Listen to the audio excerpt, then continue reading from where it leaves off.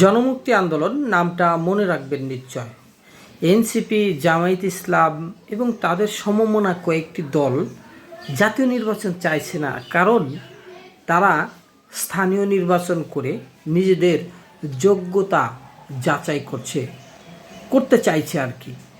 প্রতিদ্বন্দ্বিতা করে তারা যদি টিকে যায় বিএনপির সঙ্গে এবং বিএনপি সমমনা দলগুলোর সঙ্গে, তাহলে তারা জাতীয় নির্বাচনে নিজেদের যোগ্যতা প্রমাণের একটা সুযোগ পাবে। অতি দ্রুত যদি নির্বাচনের রোডম্যাপ ঘোষণা করা হয়, তাহলে বিএনপি বড় বেনিফিট পাবে, সুযোগ পাবে, কারণ তারা জাতীয় নির্বাচনের জন্য এই মুহূর্তে সবচেয়ে যোগ্য এবং পরীক্ষিত দল, এবং তাদের বৃহত্তর প্রার্থী রয়েছে যারা এখনই নির্বাচনের জন্য সক্ষমতা রাখে এবং প্রস্তুত। অন্যদিকে এনসিপি অনেক ক্ষেত্রে প্রার্থীই খুঁজে পাবে না নতুন দল হিসেবে। কাকে তারা প্রার্থী দিবে বা কে হবে তাদের প্রার্থী অনেক ক্ষেত্রেই খুঁজে পাবে না। এই যে আরেকটি বিষয়, স্থানীয় নির্বাচনের মাধ্যমে তারা বাংলাদেশের যে সব মেয়র পদ আছে সেখান থেকে পদ বাগিয়ে নিতে চায়, অর্থাৎ প্রার্থিতা দিয়ে মেয়রের আসন পেতে চায়, সিটি কর্পোরেশনের সহ আর কি। বিশেষ করে ঢাকা উত্তর দক্ষিণ থেকে যদি তারা একটি মেয়র ছিনিয়ে নিতে পারে, মেয়র পদ বাগিয়ে নিতে পারে বিএনপির কাছ থেকে, তো তাহলে তাদের আত্মবিশ্বাস অনেকটাই বেড়ে যাবে এবং তারা নিজেদের যোগ্য প্রমাণ করতে সক্ষম হবে। এজন্যই তারা কিন্তু স্থানীয় নির্বাচন আগে চাইছে।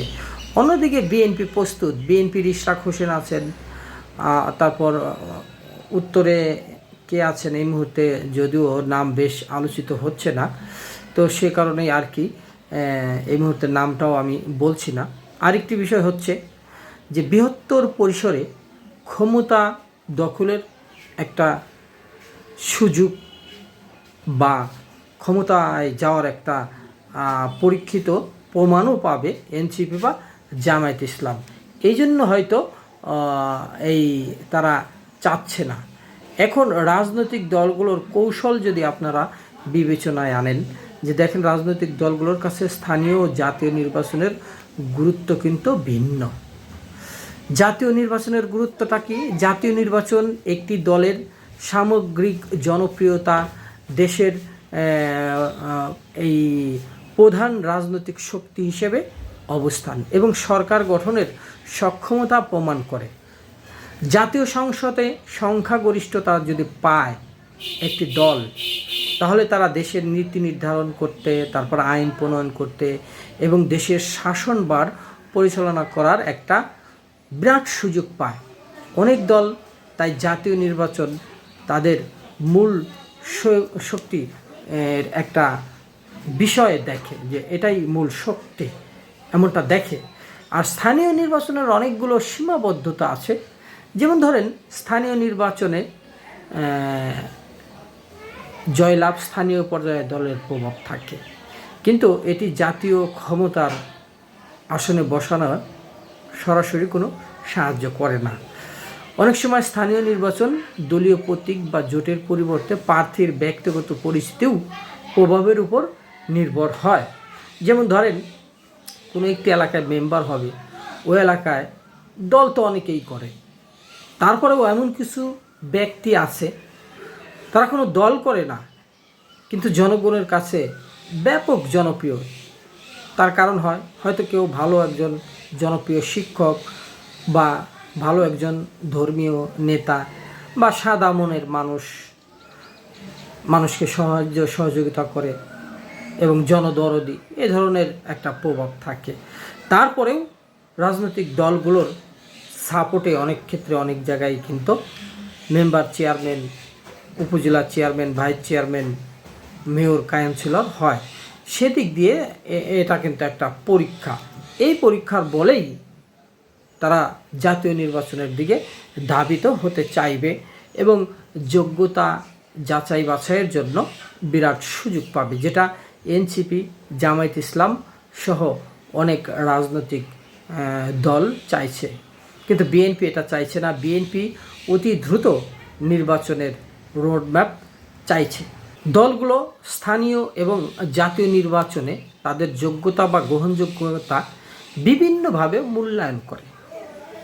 স্থানীয় পর্যায়ে একটা চ্যালেঞ্জ হিসেবে তারা নেয় স্থানীয় নির্বাচনগুলোতে প্রার্থীরা সরাসরি জনসম্পৃক্ততা এবং এলাকার উন্নয়নমূলক কর্মকাণ্ডে ভূমিকা রাখে বলে স্থানীয় সমস্যা সমাধানের যে বিষয়গুলো তারা নজরে আনে, সেই নজরে আনায় দলের ভাবমূর্তি ইমেজটা অনেক উপরে যায়। আবার স্থানীয় যারা নেতা তাদের জন্য দল কিন্তু আবার নিচেও যায়। বিএনপি অনেক আগে থেকে স্থানীয় নির্বাচন করার অভিজ্ঞতা আছে। স্থানীয় নির্বাচনে তাদের অনেক প্রার্থী ছিল এবং অনেক জনপ্রতিনিধি ছিল। তারা জানে যে জনগণের সেবা তারা কিভাবে করেছে, জনগণ তাদের কিভাবে গ্রহণযোগ্যতা নিয়েছে। বিএনপির ব্যাপক তৃণমূল পর্যায়ে নেতা নেত্রী রয়েছে, তো তাদের তথ্যের উপর ভিত্তি করে কিন্তু বিএনপি চলে। তো তাদের কাছে তথ্য আছে হয়তো যে যেভাবে যেদিকেই আলোচনা সমালোচনা থাকুক না কেন, রাজনৈতিক দলগুলো তো আলোচনা সমালোচনার ভিতরেই থাকে।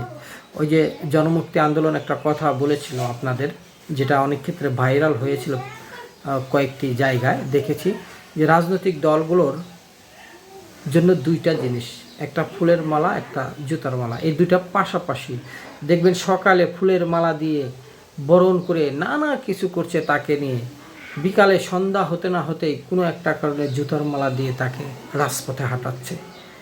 এটা কোনো ব্যাপার না। তো যাই হোক, এখন রাজনৈতিক দল হিসেবে বিএনপির ভালো মন্দ দিক তো আছেই। তারা অনেক ঐতিহাসিক পুরনো একটি দল, নানা চড়াই উতরাই পেরিয়ে তারা আজ পর্যন্তও আছে এবং তাদের রাষ্ট্র পরিচালনা করার অভিজ্ঞতা আছে।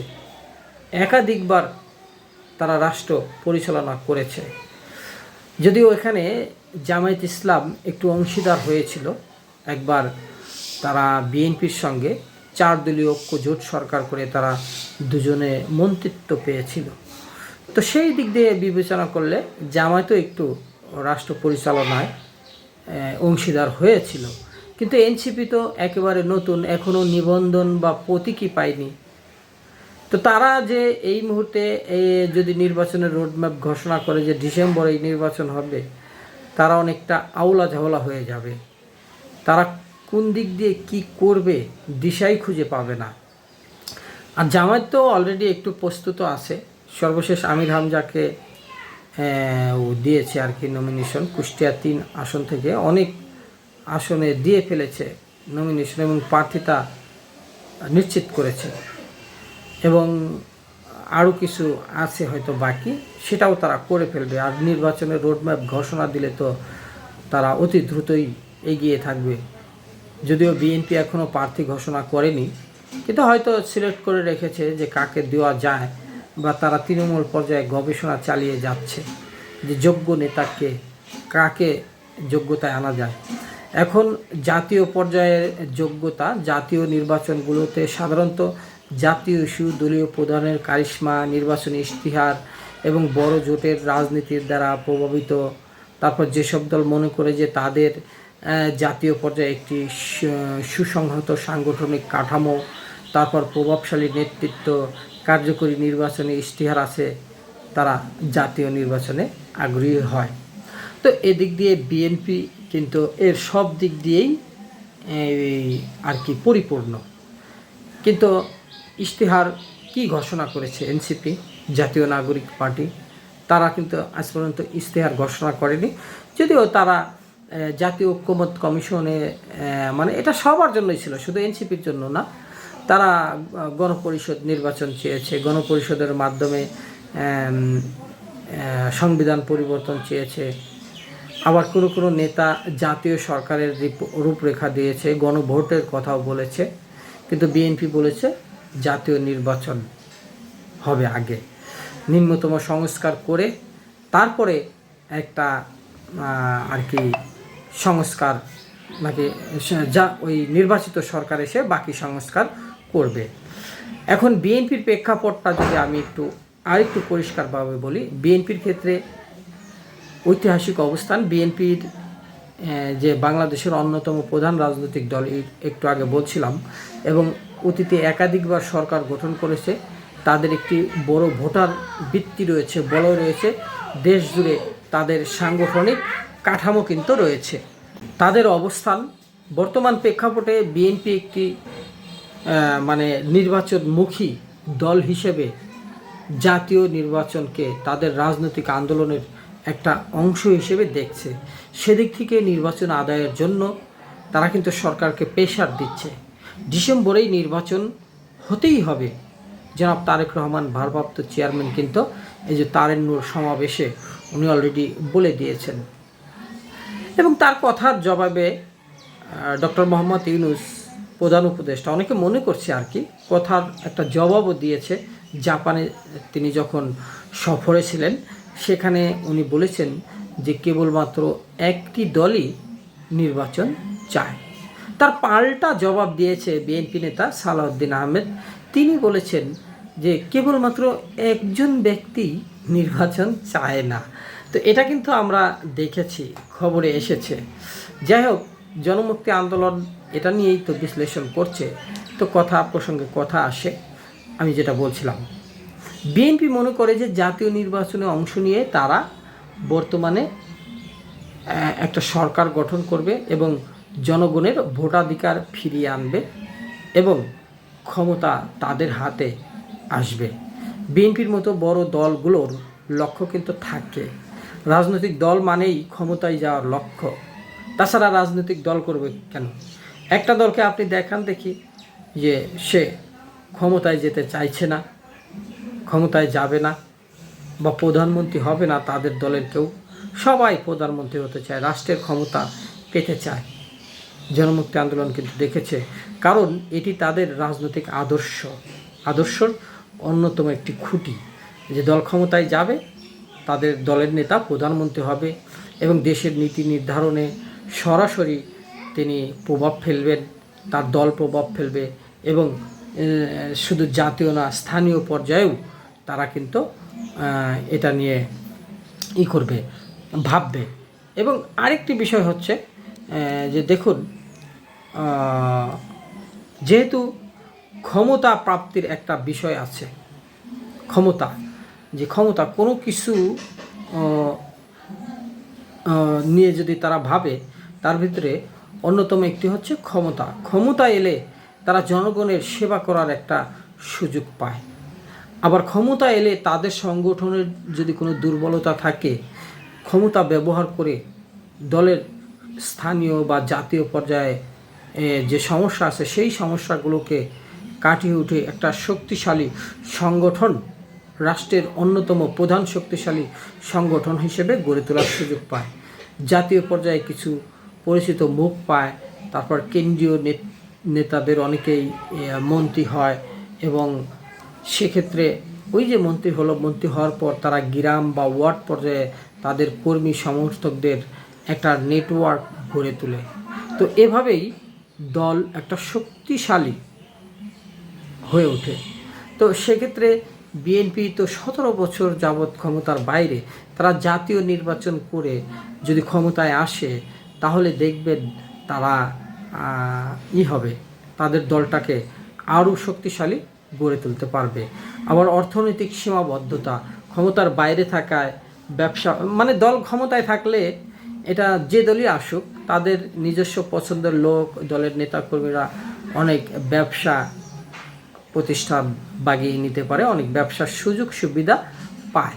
তো স্থানীয় নির্বাচনগুলোতেও যথেষ্ট এর প্রভাব আছে, যে সেখানে যদি স্থানীয় মেম্বার, চেয়ারম্যান বা মেয়র হয়, সেখানেও কিন্তু দলগুলো সুবিধা পায় ব্যবসা বাণিজ্য করার নেতাকর্মীরা।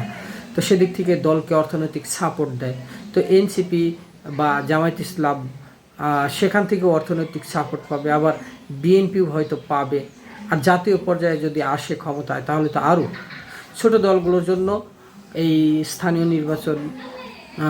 নির্বাচনের প্রার্থী জোগাড় কঠিন কিছু নয়, কিন্তু এমপি এগুলো কঠিন। এখন ছোট দলগুলো কিন্তু বৃহত্তর পরিসরে যেমন এনসিপি, জামায়াত বা নতুন দল হিসেবে আর কি স্থানীয় নির্বাচনে প্রার্থীর ব্যক্তিগত পরিচিতি, তারপরে জনসম্পর্ক, এটা যেহেতু কম লাগে, এটা নিয়ে খুব গুরুত্ব কম, সেক্ষেত্রে তারা সঠিক নেতৃত্ব বাছাই না করেও যদি যেন তেন লোককে দেয় এবং দলীয় নামের উপর ভিত্তি করে যদি সেখান থেকে দু একজন স্থানীয় জনপ্রতিনিধি পায়, তাহলে তারা অনেক আস্থায় আসবে। যদি কোনো দল মনে করে যে তাদের দলকে ভোটাররা আস্থায় এনেছে, তাহলে তারা স্থানীয় নির্বাচন থেকে জাতীয় নির্বাচনে যাওয়ার একটা উৎসাহ পাবে এবং আত্মবিশ্বাস থাকবে। আর বিএনপির তো আত্মবিশ্বাস শুরু থেকেই আছে, আজ পর্যন্তই আছে। তো এটাই ছিল আর কি মূলত আজকের আলোচনা। জনমুক্তি আন্দোলন নামটা মনে রাখবেন নিশ্চয়।